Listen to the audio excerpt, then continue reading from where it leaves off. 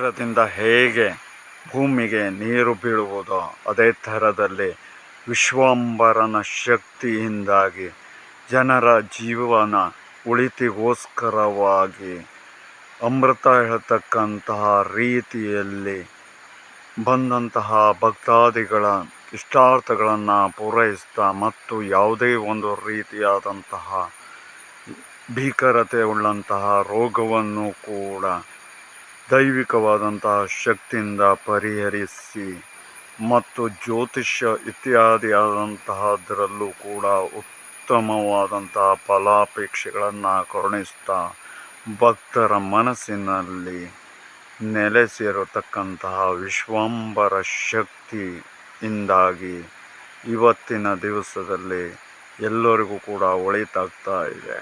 ಹಾಗಾಗಿ ನಿಮಗೆ ಆ ರೀತಿಯಾದಂತಹ ಸಮಸ್ಯೆ ಏನಾದರೂ ಇದ್ದಲ್ಲಿ ತಕ್ಷಣ 2 ಫಲವನ್ನು ಹಿಡಿದು ಭೇಟಿಯನ್ನು ಕೊಟ್ಟು ಶೀಘ್ರವಾಗಿ ಸಪ್ರಯೋಜನ ಹೇಳ್ತಕ್ಕಂಥದ್ದನ್ನು ಪಡ್ಕೊಳ್ಳಿ.